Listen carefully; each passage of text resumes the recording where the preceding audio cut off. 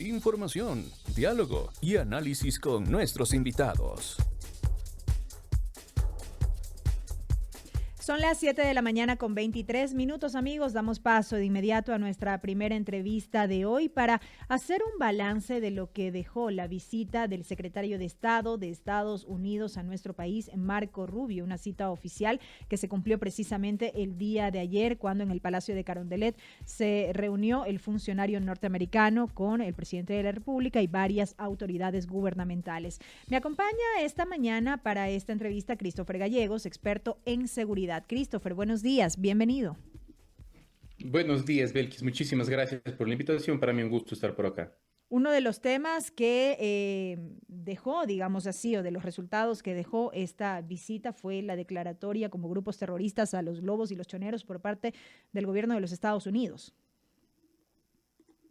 Sí, mire, yo creo que siempre va a ser mejor dos que uno, ¿no es cierto? Si tenemos aliados que de pronto cooperan en diferentes materias, no solamente en temas de seguridad, creo que la política pública exterior se puede construir mejor, se pueden consolidar nuevos lazos, pero más allá de aquello, la política pública interna, claro que puede sufrir determinados estragos, que en ocasiones pueden resultar evidentemente beneficiosos. Yo realmente le digo, veo con buenos ojos, porque al final de la jornada todos conocemos la tecnología, los recursos que tiene realmente Estados Unidos y que Estados Unidos nos ayude o decida ayudarnos de esta forma, sobre todo si es que es incondicional, yo lo veo con buenos ojos. Creo que la visita del secretario Rubio deja buenas sensaciones. Creo que este tipo de declaraciones de grupos terroristas y todo lo demás me parece a mí un poco forzado, un poco desatinado, pero al final de la jornada hay que combatir las estructuras delictivas. Digo un poco forzado este tema de denominación de organizaciones terroristas, porque las organizaciones terroristas por excelencia buscan otro tipo de finalidades, no solamente delinquir para poder recaudar dinero, sino sobre todo buscan estatus, reconocimiento, sembrar el terror, el caos, y esos fines no pueden ser comparables con los fines de la delincuencia organizada como tal. De manera que me parece que ahí hay, de alguna forma, más que nada, un comentario y una retórica sensacionalista creada, obviamente, por redes sociales, por la influencia del manejo de masas y ese tipo de cosas que, eso sí digo y cuestiono, no nos hace bien, ¿no? No podemos meter en el mismo saco a los terroristas que a los que forman parte de un grupo de estructura delincuencial. A ambos hay que combatirlos, pero de forma diferente. Y además las tareas de inteligencia, las tareas tecnológicas son absolutamente distintas y hasta las personas protegidas o los bienes jurídicos protegidos en general son distintos los que están cubiertos precisamente del ataque de terroristas que del ataque de grupos de delincuencia organizada. Entonces, este sensacionalismo a mí no me deja un buen sabor de boca, a pesar de que, insisto, creo que dos es mejor que uno. Una declaratoria en ese sentido, Christopher, que termina siendo más o menos un saludo a la bandera en términos de que en qué aporta para el combate en sí mismo como tal. Quizá es lo que Es, muchos se preguntan. es que miren, incluso el propio presidente de la República, mediante decreto, determinó que eran Ajá. ya grupos terroristas, decretó un conflicto armado interno, no internacional, de alguna manera cambiando los términos, utilizando otro tipo de vocablo que yo pienso que más que solucionar el problema busca generar sensacionalismo, busca de alguna forma argumentar con una determinada carga emotiva para que las personas se sientan como que identificadas, para que las personas a partir de sus emociones, a veces de sus impulsos, tomen partida con el gobierno en determinadas decisiones que tienen estos títulos o estas etiquetas que son así como pomposas, ¿no? Pero al final de la jornada esto no sirve de nada, porque, a ver, si combatíamos el crimen hace 2 años, hace tres, hace cuatro, hace 10, es exactamente igual la dinámica de la Policía Nacional y sobre todo la política pública del gobierno. El gobierno lo que está haciendo es una tarea, claro, por supuesto, de combate, de fuerza, de represión importante frente a los grupos de delincuencia organizada, pero en nada cambia que sean declarados terroristas o sigan siendo parte de los grupos considerados de delincuencia organizada, es que no cambien absolutamente nada el resultado, a eso me refiero. Ujú. Entonces, insisto, por eso me parece que las autoridades manejan como que este vocabulario para sintonizar un poco con la gente, para tratar de enganchar más que nada la opinión, y creo que hay un doble propósito ahí, combatir obviamente la delincuencia organizada, pero también capitalizar algo de electorado para mantener, no sé, la popularidad intacta si se quiere. Entonces, yo creo que esto debe aprender a leer la gente, ¿no? por el hecho de que se cambien los títulos, por el hecho de que la nomenclatura sea distinta, no significa que la política pública sea mejor. Acá necesitamos política pública eficiente y si Estados Unidos, en este caso concreto, nos va a ayudar, por ejemplo, con recursos, como se ha comprometido, 19.5 millones de dólares, con tecnología, con capacitación militar y policial, bienvenido sea, porque a cualquier país le hace bien eso y a cualquier país le hace bien combatir el crimen. El asunto es bajo qué nomenclatura lo hacemos y con qué propósitos estamos de alguna forma construyendo ese tipo de narrativas. Y sobre eso existe la suficiente claridad, porque claro, lo que se conoce y que fue público el día de ayer es lo que bien menciona. Esta asignación de al menos 13.5 millones de dólares en materia de seguridad, otros 6 millones de dólares para drones y esta posibilidad del envío por parte de Estados Unidos de uniformados para entrenamientos y capacitaciones en nuestro país. Pero hay mayor Sí. claridad aparte de esto que se informó. Mire, lo que pasa es que por eso hablo de una retórica discursiva sensacionalista, porque se dicen cosas tan simples, con una ambigüedad impresionante, con una imprecisión, si se quiere, impresionante, para generar también un poco de confusión y a partir de esa confusión como que invitarle al ciudadano, al común de los mortales, a tomar partida en razón de ese argumento con carga emotivo, sensacionalista, ¿no? Claro, si el día de mañana usted sufre un delito de robo y pasado mañana yo salgo a un espacio en donde está usted presenciando a decir los ladrones tienen que ser apresados y todo lo demás, automáticamente usted tiene una carga emotiva respecto de lo que le pasó, de la experiencia que vivió y va a tomar partida conmigo independientemente de lo que diga, siempre que yo ataque a los ladrones. Entonces, eso es lo que pasa un poco acá, ¿no? Que la gente quiere escuchar algo y el gobierno le dice eso que la gente quiere escuchar, entonces el gobierno se engaña, la gente y el gobierno se enganchan, hacen clic, como quien dice. Pero al final de la jornada, yo no sé si eso resuelve el problema o termina polarizando más a la sociedad, que también es parte del problema o de la agudización del problema que tenemos en materia de seguridad, la división de buenos y malos. El presidente ayer decía, por ejemplo, en un discurso que por supuesto hay que aplaudir, que el presidente gobierna para los 17.8 millones de habitantes, eso decía el presidente, pero al mismo tiempo sus ministros y su política pública está orientada como para decir, no, es que ustedes son los buenos y nosotros somos los malos, claro, y eso segmenta a la población, eso separa a la población y hace que empecemos con estos temores, con estos pánicos de primero cuidarnos, señalarnos, etiquetarnos y un poco de cosas más que al final no ayudan. Entonces, por ejemplo, mire, este tema de catalogar con total simpleza a las personas de narcotraficante, por ejemplo, que está de moda ahora, ¿no? Tal persona es un narcotraficante, tal gobierno es un narcotraficante, tal abogado porque defiende a una persona que está comercializando sustancias estupefacientes, es un narcoabogado. O sea, fíjese la facilidad Ujú. con la que empezamos a etiquetar a las personas y claro, eso abona a la inseguridad, no a la seguridad.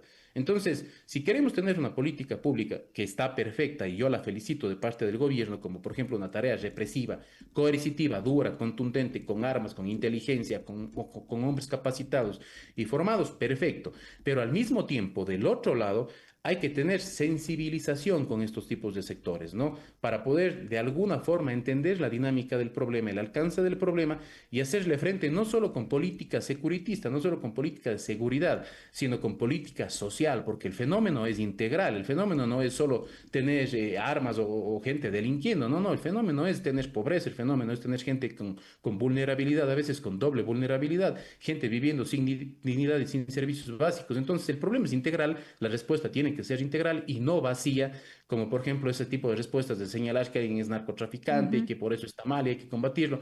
Y luego, si usted se fija, no presentan ninguna prueba, no hay ningún papel, no salen con ninguna estadística, no tienen datos, solo hablan de cosas que al final de la jornada no pueden probar, pero tienen la intención marcada de buscar, obviamente, polarizar a la gente y de alguna manera sintonizar con gente que entiendo siguen pensando que es electorado, ¿no? Christopher, Marco Rubio dijo también que el gobierno de Daniel Noboa está combatiendo a los grupos criminales como nunca antes. Fuera de la retórica que usted bien ha descrito a lo largo de esta entrevista, ¿cuánto de verdad hay en esa afirmación sobre la base de cifras concretas de violencia, de muertes violentas, extorsiones y un largo etcétera? Miren, por eso digo que la política debe ser integral, porque si solo creemos que debemos aglutinar a la gente en la cárcel y con eso se elimine el delito, estamos equivocados. Entonces el gobierno, claro, tiene un talón de Aquiles. El talón de Aquiles del gobierno es que no entiende de política social, no entiende que gran parte del crimen o gran parte de la gente que está formando parte de los grupos de delincuencia organizada pueden fácilmente ser separados de los grupos de delincuencia organizada sin ningún tipo de intervención penal. Sí, entonces el problema es que, claro, si nosotros creemos que todo el que porta un arma, todo el que dice tener sentido de pertenencia con una agrupación delincuencial, incluso sin que aún haga absolutamente nada, ya tiene que ser reprimido y tiene que ser separado porque es el enemigo de la sociedad, ahí estamos equivocados, porque claro, ahí no me voy a enfocar en la construcción de política social, sino solamente en política militar, en política armamentista, en política de inteligencia, que al final de la jornada sirve, Belkis. Yo siempre digo, ok, con el que comete el delito, con el que mata, con el que secuestra, hay que ser duros, hay que ponerlo tras las rejas y el gobierno creo que está cumpliendo con esa tarea. Todos los días vemos operativos, allanamientos